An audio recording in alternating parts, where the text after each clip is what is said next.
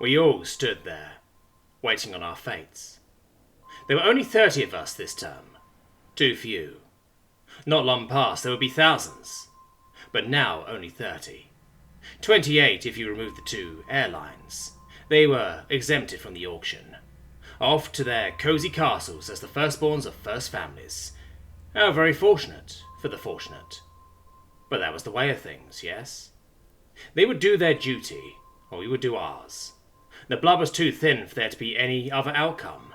We had gained our education, been protected from the horrors of coming into our magic, and the price was the contract on the other side. I sighed, the finery of my embroidered abyssal robe chafing against my skin. I disliked the encumbrances of formality, and fewer things could be more formal than the graduation uniform and the process playing out before us. I attempted to tune out the droning calls of the auctioneer as he proceeded down the list, though the slam of the gavel upon the completion of each deal made that quite difficult. I suppose I should feel some pride. I would be the last auctioned because I was expected to fetch the highest price. Pride of place. And a good thing for it as far as the school was concerned. My training had been quite expensive. There were so few chaotic resources available this side of the Fell, but even still the school expected to make a hefty return on its investment. 5 years of education, 10 years of service. I would be 30 before I breathed free, assuming I lived that long.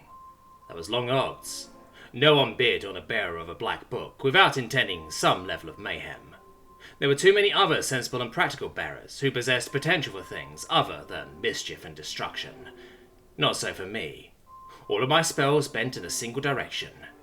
Even now I could feel the weight of the book at my hip, bleeding baleful malevolence into my surroundings, trying to push and distort the world, to ruin it. Did I hate my book? There's no simple answer. Yes, no, both. It was a symbol of my mastery over my magic. For that I was thankful. I had contained my magic, distilled it into words and pages before it consumes me. But the product of my labours was a vile thing. How much would I have given to be in another sect, to stand in verdant green robes, or swirling blue, or golden yellow, or even white? Yes, even white. Especially white. My book stirred at the thought. I often felt it would be quite content to find another owner as well. One day it would. The book was mine so long as my heart still beat. When my life failed, it would be released to find another. I was not so fortunate. While nothing prevented me from getting additional books, I could never be free of the one that came with mastery. I would be defined by it. Hence the less than charming abyssal robe. The only one of my class, calling me out for the outcast I was. A black mark amongst a sea of more appealing colours. Chaos Mage, Veilkin, Nightmaster. These were not flattering terms. Never were they spoken with affection, just warning. This had made friendships difficult.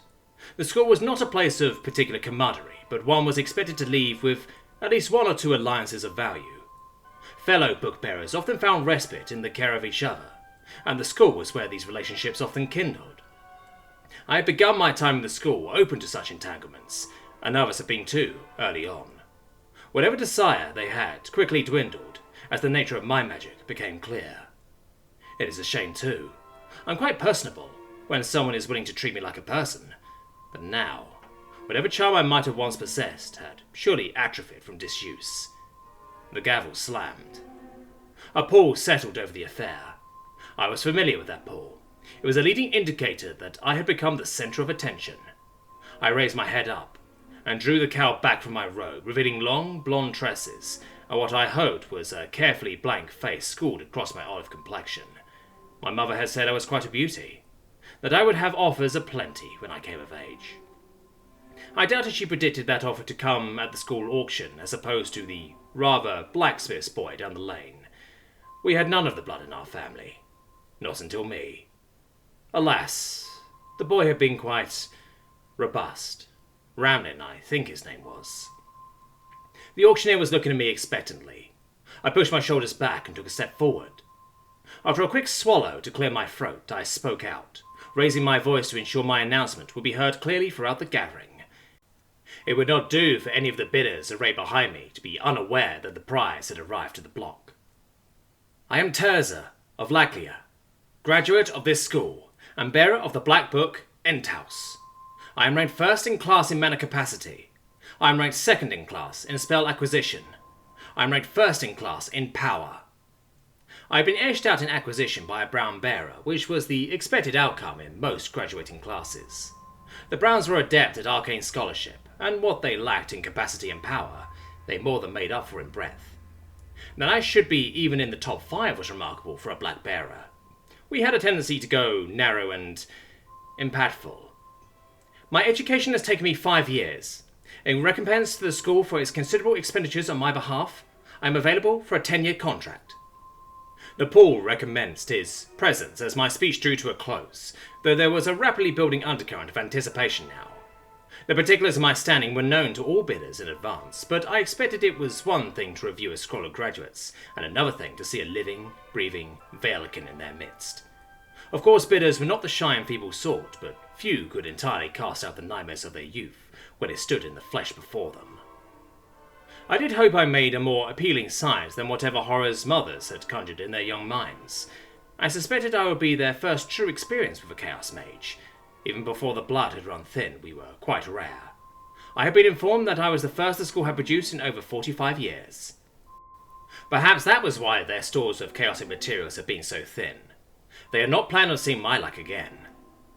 The shortage had made mastery considerably more difficult. It is difficult enough to bind a piece of one's soul to the corporeal world in the best of circumstances. That difficulty was doubled when the materials were resistant, which all things from this side of the veil would be to chaos. Yes, Entos had been a difficult birth. It was enough to put me off children entirely. Not that such a thing would be an option during the contract. The rules were quite explicit in that regard. The auction had begun. I could only watch the auctioneer as my fate was decided by the bidders behind me. My contract holder was permitted whatever level of anonymity and interaction they desired, at least as far as I was concerned.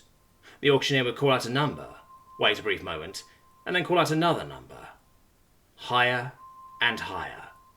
Already twice the bid of the next higher graduate. Then 6 times. 10. I shifted my weight, wondering why the auctioneer did not increase the increment in order to decrease the amount of time we all stood waiting, about for it to be resolved. But that was not the way of things. The increment was decided in advance, tied to some assessment of the status of the markets for such things. In my boredom, I tried to summon some imaging of who the buyer might be. My imagination did not travel far, as the answer was almost certainly as dull as standing before the auctioneer. Some lord or lady who had fallen into desperate straits, who had no other choice but to bid on a black bearer in hopes of shifting the rules of whatever game they were currently losing at. A quiver of revulsion welled up inside me as I pictured the years to come. I did not have any desire to slaughter and destroy innocents, regardless of what my book might imply to others. The newer numbers came slower now. Slower still. Then they stopped. The auctioneer called out in the customary manner. Once, twice, any others? Final coming. The gavel slammed. Sold for the price of 1,850 platinum ingots. A murmur rippled through the bidders behind, and even I was taken aback. The number had grown considerably higher after I had commenced my daydreaming of my eventual purchaser. Whoever had bid was no minor lord or lady.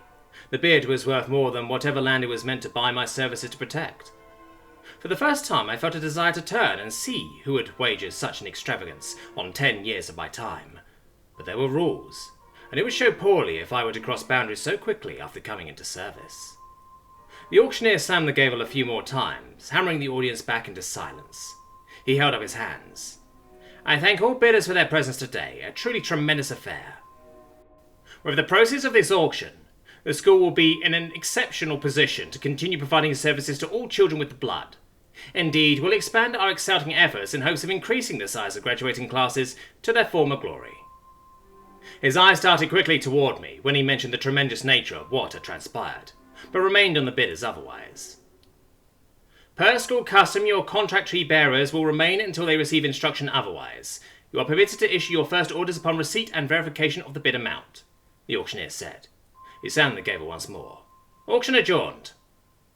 There was a rustling behind as the bidders presumably filtered out. Winners to complete their purchase, others to return from whence they came. The 28 graduates remained standing in the auction hall.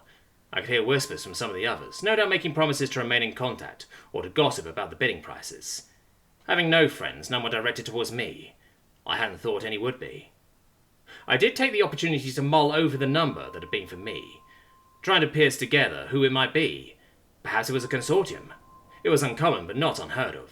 A group of bidders coming together and splitting the contract amongst themselves, or holding me out as a joint resource for the duration of the contract. The idea of 10 masters rather than one was quite unsettling. I did not want to picture what 10 people of means might want with a black bearer. Enthouse felt suddenly heavier than usual at my side, a weight upon my soul despite having been removed from it. My thoughts were interrupted quite abruptly by a thick hand falling atop my shoulder. I started and then jerked my head to the side, my right hand sliding up to touch the cover of Enthouse. Generally it was bad policy to touch bearers. Terrible policy for ones clad in black robes. Also, as a general matter, I preferred not to be touched. That hadn't always been my preference, but it had taken root in the fertile soil of my decomposing social skills. As I swirled towards the interloper, invective stored upon my lips. I found my irritation rapidly replaced by confusion, then curiosity. I was not staring at a person, at least not in any conventional sense. He appeared to be some figment of imagination drawn into the corporeal from realms beyond. He was a giant mountain, standing a full head and half higher than me, and twice as wide. The considerable frame of his body was ensconced in a great artifice of metal plate. For all the enormity of his structure, I almost could not discern the plate at first, obscured as it was by the intricate etchings in its surface, all aglow with the golden gleam of enchantment. Poking through the top of the breastplate was a worn face, covered by a carefully manicured beard, and a set of scars running in parallel lines down one of his cheeks. His eyes were blue, but they appeared green as they caught the glow from his plate. I looked up at him. I blinked. I swallowed. I found an ounce of slow composure. He was kind enough to give me that moment. "A rune knight?" I asked, the words sounding ridiculous as they left my mouth. He offered the faintest of nods. "Aye, a rune knight. And you?" He nodded once more. "I did. It was a close thing too, both in the coming and in the winning." His massive shoulders shrugged the plate upward. "Only so much platinum a wagon can carry without breaking an axle on a horse's back. Should have brought a caravan, I suppose." He gestured back towards where the bidders had assembled. The Lords of Cranbrook weren't happy in the least. This was a lot. As far as I knew, there were no rune lights. Not anymore. They had disappeared once the cleanse had been completed. Some said their magic had died with the last of the Heartseekers, that they had laid down their plate once their great task had been done. And yet here I was, standing face to face with one. I managed to recover my shock enough to offer a quick bow, and begin to recite the contractee recitation. "I am pleased to be of service." I was cut off by a gruff grunt. I hazarded a peek up at the steel in front of me. "None of that. Not how it works among us." I straightened up warily. The contractee recitation was an affirmation of obedience, a reminder to both me and the contractor that I was indebted and in service. It was also a reminder of the limits on that contract for both of us, and mutual protection. Now it was being waived off. Surely the school would have notified me if an amendment had been purchased, though with the amount bid, perhaps I was to just assume that such an unhappy event had occurred. Still, it made little sense. Another grunt sounded out, interrupting my mental spiral. "You got a lot of gears turning in there, don't you?" he asked.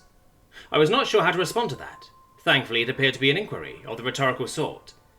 "Ain't no one forced into it. Don't work that way. Val will tear your soul to shreds." He nodded to himself. "Willing, needs to be. Have to have those eyes wide open. Can't shut them, even for a second. Not if you're gonna survive there." This all sounded very grim. Also confusing.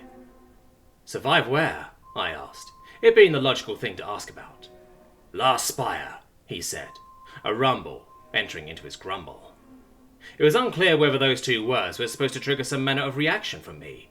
They did not. Not knowing what else to say, I opted for neutrality. "I see. And I am to go there?" "Only if you're willing." "And what is my alternative?" Perhaps my contract would be assigned to another. He would not be able to recover the entire amount of his original bid, but it would still be a hefty percentage, enough to give that horse problems on the way home. There was no guarantee the assignee would be better than this Last Spire, largely because I had no idea how to make such a judgment with the present information. "Not coming," he replied. "Very helpful," I replied, the snark escaping my lips before I could pull it back. It was only unwise to develop an attitude with one's contractor. There could be consequences. Instead, he smiled down at me, his bushy brows arched up in amusement. Wasn't sure what I'd be getting out of you, truth be told. Knew we'd be getting a black bearer, because that was the purpose of coming, you see. Be glad you're more than the book you carry.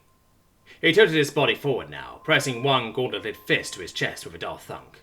I am Dranook, Protector of Spires, Rune Knight, and any number of other fancy names. Pleasure to meet you. I managed to scrabble together my manners enough to return a short bow. Terza of Lactia, bearer of the Black Book, Entaus. I paused and looked up at him once more. I've not heard of a Protector of Spires. Dranook nodded. Didn't expect you have. They're not of here. Mysterious. I decided to proceed, seeing as my life and future were at stake. Where are they from? Beyond the veil, he replied, his voice quieter now, stretching out into the dark, holding it all at bay and the Heartseekers with it. My throat was suddenly dry. It was also very hot, and I was suddenly moist from sweat. And you are guarding these spires? He shook his head. Just Spire now. Last Spire? I asked, putting two and two together. Last Spire, he repeated. And what do you need me to do? Help you protect it? He snorted. Wish it were that simple. He paused now, sorting through the words. Last Spire will fall, the same as the others. What we are doing isn't going to be enough. The veil is too heavy. Dranook made a gesture toward me now. Can't be defense no more. Nowhere else to run. Last Spire is the last bit holding back another feast. It needs repairs. It needs more spires. You bid on the wrong graduate then. The great books of gold bearers would have been better. No. We have that part handled. What we don't have is someone who can push the veil. Need a black bearer for that. He let out a long, wistful breath. Lost us. Needed another. But not many getting born. Not with a veil beyond the spire. Lucky enough to have you born, probably on account of it pressing in so hard. Push the veil? I said, stupefied. Dranook nodded. Lot to ask, but ain't no other choice. We've searched. No one else has a black book. It's you or the spire. Well, that sucked.